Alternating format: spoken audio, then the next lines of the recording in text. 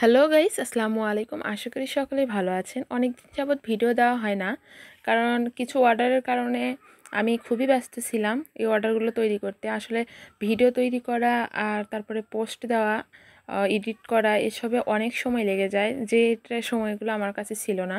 তো আমি আজকে আপনাদেরকে কিভাবে একটি ডলার বা মিরর পারফেক্টভাবে বসাবেন কাপড়ে, সেটি আজকে দেখাবো। তো আমি প্রথমে একটি মিরর এখানে নিয়ে নিয়েছি এবং দুই পাশে সিকিউর করার জন্য আমি দুই পাশে আগে সুতা দিয়ে আটকাই নিচ্ছি। আমি প্রথমে ডলারগুলো কাপড়ে ফেব্রিকগুলো দিয়ে আগে বসিয়ে নিয়েছিলাম।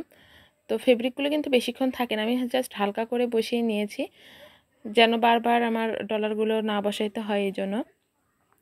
তো আমি এবার সিকিউর করে নেওয়ার পরে এই ডলারের চারিপাশ দিয়ে ব্ল্যাঙ্কেট স্টিচ দিয়ে নেব। ব্ল্যাঙ্কেট স্টিচ কীভাবে দিতে হয় তার একটি টিউটোরিয়াল ভিডিও আমার চ্যানেলে আপলোড করা আছে, আপনারা চাইলে দেখে নিতে পারবেন, শর্ট ভিডিওতে দেওয়া আছে।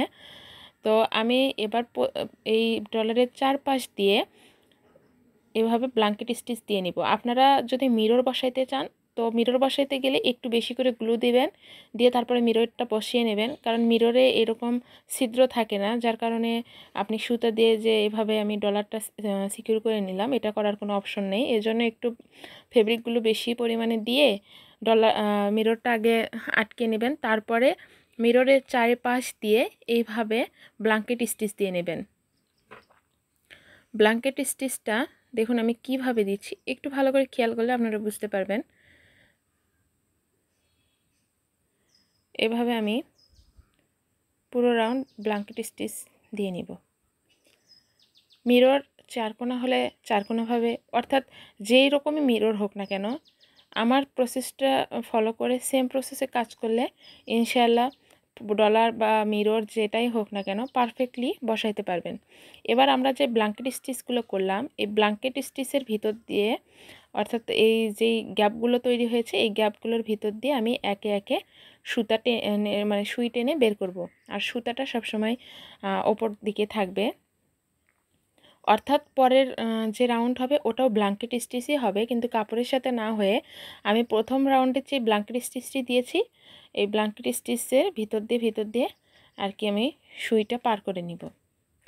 আমি এখানে ডিএমসি সুতা ইউজ করেছি, আপনারা চাইলে যে কোনো লাচ্ছি সুতা হোক বা কটন সুতা হোক, সেই সুতাগুলো দিয়েও কাজ করে নিতে পারবেন। তো এই হলো আমাদের পারফেক্টভাবে ডলার বা মিরর বসানোর কাজ। যদি মিররটা আর একটু বড় হয়, ডলারটা আর একটু বড় সাইজের হয়, সেক্ষেত্রে আপনারা এই দুইটি রাউন্ডের পরে আরেকটি রাউন্ড দেওয়ার চেষ্টা করবেন, এতে করে ডলার হোক বা মিরর হোক ভালোভাবে সিকিউর হয়ে যাবে। এখানে যেহেতু ডলারটা আমার ছোট, তাই আমি দুইটি রাউন্ড দিয়ে নিয়েছি। এবার আমি পিছন পাশে ভালো করে গিট দিয়ে সুতাটি কেটে নিব।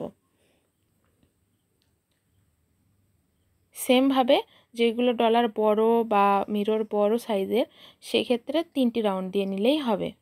আমার ভিডিওটি যদি আপনাদেরকে একটুও ভালো লেগে থাকে, তাহলে চ্যানেলটি সাবস্ক্রাইব করে পাশে থাকা বেল আইকনটি প্রেস করে দেবেন, এবং নতুন নতুন টিউটোরিয়াল ভিডিও চ্যানেলে আসলে যেন আপনারা খুব সহজেই পেয়ে যান।